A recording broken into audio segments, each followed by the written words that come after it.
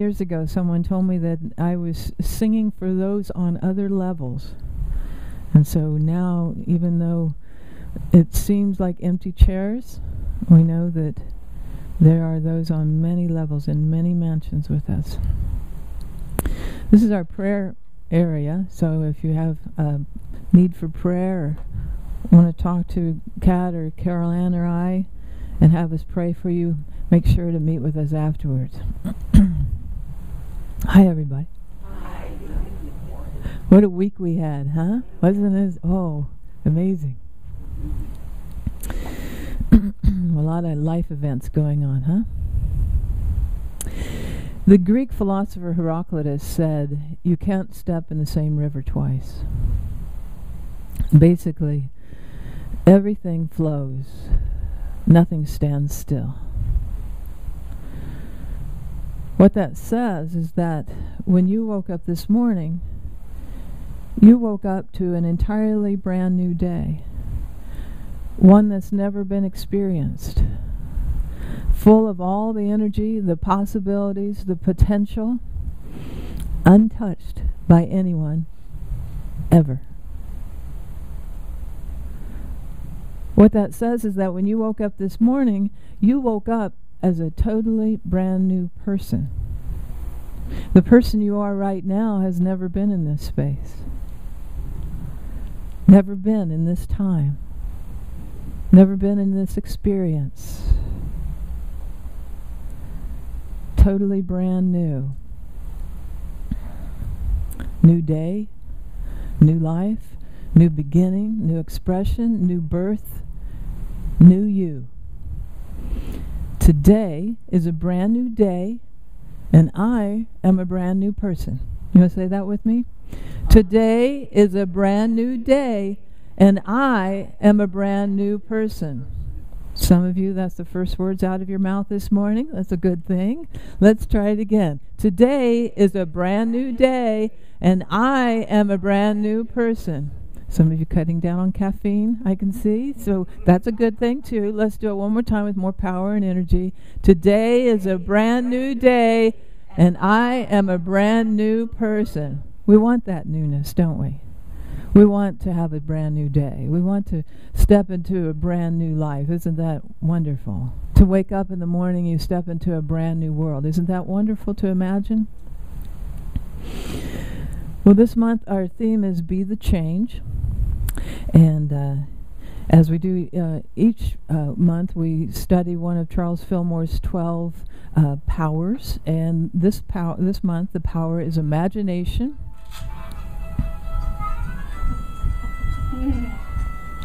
Sounds Italian, doesn't it? I feel like I should be serving pizza. I'm at church. Don't call me while I'm at church.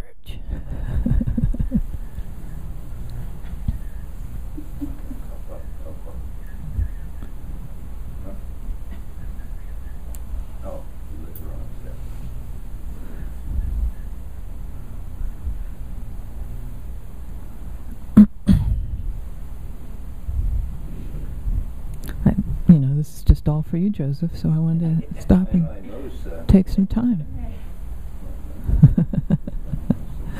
So the theme is Be the Change, and the power that we're discussing is imagination. And our affirmation for the month is, I envision good unfolding in every area of my life. Do you want to say that? I envision good unfolding in every area of my life. Did you catch that word, every? Let's say it one more time. I envision good unfolding in every area of my life. And last week, I shared with you a principle that I have found, and I believe needs to be in place in order for you to really master the power of your imagination. And that is, basically, you need to know who you are. If you know that you are a child of God, if you really believe that, if you really embody that truth, that you are a child of God, then you will envision, fill your vision with imagination. You will fill your imagination with visions of being cared for, of being comforted, being surrounded with love and supported and sustained and safe. If you really know that you are one with the infinite presence and that nothing can separate you from that oneness, then you will use your imagination to feel connected, never neglected, never lonely. You will use your imagination to feel that infusion of power, the inexhaustible power of the infinite. And you will feel, use your imagination to feel never left behind. That's not possible, by the way, that left behind thing. If you really know that you are made in the image of pure light, then you will use the power of your imagination to feel surrounded by that light all the time. Basking in the light, dancing in the light, joyful, alive, spontaneous, creative, beautiful in the light. So, our theme for the month is Be the Change. The power we're studying is imagination, and each week we're incorporating some of Gandhi's 10 fundamentals for changing the world. And last week I shared with you the first of those 10 fundamentals that very definitely applies in mastering the power of imagination. And Gandhi said, you must be the change you want to see in the world. So when you really realize that you are made in the image of God, then you can consciously use the power of your imagination to see all that God is expressing in the world. And as that I am presence ripples out from you and has an effect on your environment and your experience, then you become the change you want to see in the world. So it all begins by realizing who you are and who God is. And then when you really embody those truths, you move away from vain imaginings and you move into what I call conscious imagining. Some people refer to it as beholding the true picture regardless of what appearances may be. Seeing or beholding the world in the light of truth. So when you begin to embody these truths of who you are and who God is, you begin to come into an intimate relationship with yourself.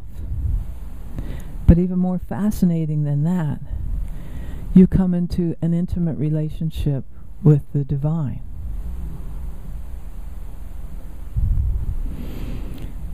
When you're in an intimate relationship, you get to know the person really well, right? Know everything about them, the ins and outs. You know how they tick, why they think and say and do things the way they do, and you really get them, yes? And when you come into an intimate relationship with the divine, you begin to understand the working of God on a deeper level. You begin to see the connection. You begin to see how things come together. You begin to understand the working of the universe on a deeper level. You begin to understand universal principles on a deeper level. You begin to see the big picture. When you're in an intimate relationship with someone, you want to be with them all the time, don't you? You want to be with them 24/7, never out of their sight. Well, in the same way, when you develop an intimate relationship with the divine, when you start to keep company with divinity, you want to be where God is. So I want to ask you a question on the deepest level. Where is God? So that leads me to another we'll call it a concept that needs to be in place in order to effectively express the power of imagination in your life. And an aspect of God that's really essential for this is to know that God is infinite. God is not limited by space or time. You ever think about that? In God, there is no time. There is no space. Have you ever thought about that? We're flesh, so we dwell in the sphere of time. But God is spirit and is in the realm of timelessness. So as you develop an intimate relationship with the divine, you want to hang out in the realm of timelessness. You want to be in what we call the present moment, or what some people like Eckhart Tolle refer to as the eternal now. So what does all that have to do with developing the power of imagination in your life? Well, God is infinite, yes? God is not limited by space or time, right? So we could say that God knows nothing of space or time. God is not hanging out in the good old days, in the glory days. Oh, you should have known me back then. I was really something then. Oh, that whole creating the world in 6 days and that flood and that burning bush. Oh, those were good times. And those guys, Noah and Moses, man, I miss those guys. And I miss those times. No, God is not hanging out in the good old days, missing the glory days. God is not in the past, because in God there is no past. Isn't that wonderful to think about? Nor is God in the future, 3 steps ahead of us, just waiting for us to catch up. Oh, if you could see what I see, if you knew what I knew, if you knew my future plans, you'd get your act together. No, no, no. God is not in the future, because in God there is no future. Whew, kind of blows the lid off of some theologies, doesn't it? There is only now. There is only the present moment. There is only eternal, successive moments of now. All the fullness of life is right here, right now. All potential, all power is right here, right now. And living in the present moment,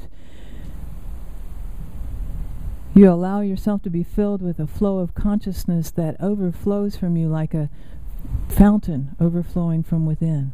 You begin to see from the perception of having everything right here, right now, of being all things right here, right now, of doing all things, of knowing all things right now. You have a clearer vision. Your mind is clear because it's not filled with thoughts of the past or the future. Your heart is clear because it's not burdened with feelings from the past or anxiety for the future. You have a clearer vision. So we could say, you see as God sees. There are people that live in the past. Their beliefs, their thoughts, their actions, they want to bring yesterday into today. And for many people, perpetuating the past is comfortable. Been there, done there, no surprises, no thrown off guard. Might as well be ordering life from the menu at the In-N-Out Burger because you know what you're going to get. Hamburger, french fries, cold drink. It's comfortable. It might be holding you back. It might be repressive, but it's comfortable. It might not be what you want, but it's familiar and it's comfortable.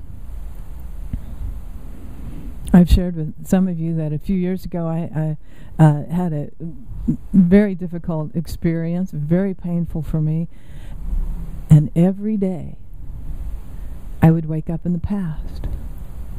Oh, why did that happen? Why did she do that? Why did he say that? Why? Every day I woke up in the past. Do you think that during that time I wrote any new songs? Do you think that I started any new creative projects? No. Do you think I had an exuberance for life? No. Do you think I woke up in the morning just thrilled about the possibilities of the day? No, not hardly, because I was stuck in the past. My energy was fragmented. My inner resources were disorganized. But God is the I am. not the I was. And when you have beliefs and perceptions or points of view that you're a victim of circumstance, or you're a victim of your past, or a victim of what someone said or did or didn't say or didn't do, even if it was yesterday, those are conditions of the past that keep you from implementing the power of your imagination and creating the kind of life that you really want to live.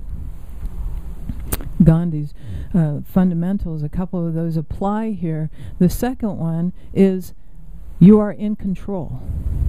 And Gandhi said, nobody can hurt me without my permission. Very powerful, huh?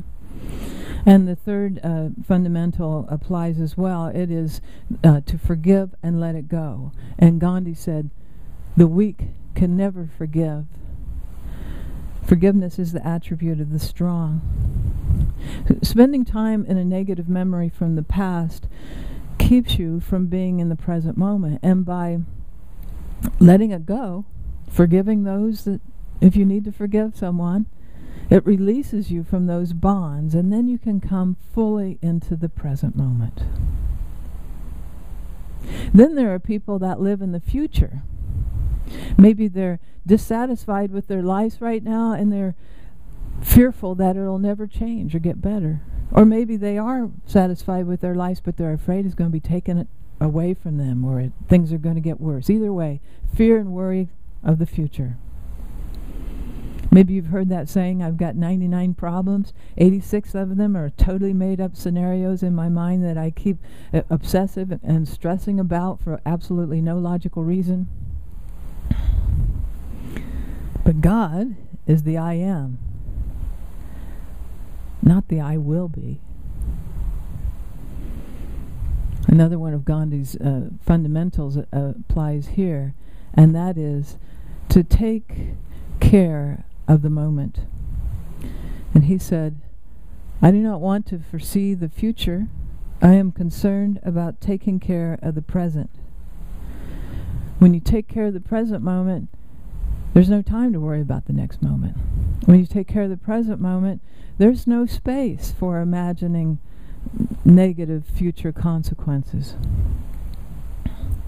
So here it is. The present moment is where your imagination is intended to function. The present moment is where the static of guilt or shame or remorse or regret from the past or worry or fear or doubt of the future is diminished.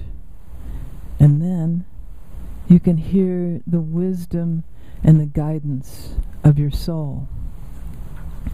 The present moment is an opening into the eternal now, where the gifts of spirit reside.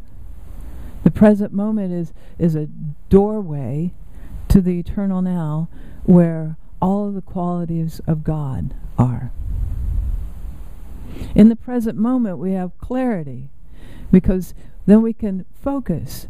And as you do, everything flows from you a whole lot easier, like the power of your imagination. In the present moment, there is calmness, because you're not projecting into the future and you're not reflecting on the past. You can be centered and relaxed. So because we create from the center to the circumference, in the present moment we have calmness and we have clarity, then the power of imagination can be free to go out from you and create the kind of world you want to live in and create the kind of life you want to have. So, are you ready to step into the now? Are you ready to dwell in the realm of timelessness? Are you ready to enter the I am age? You like that? Are you ready to be in the place where love and light is always shining? Are you ready to bring your heart and your mind in touch with an experience of being fully engaged with life? Well, I hope you are, and I bless each one of you with all success.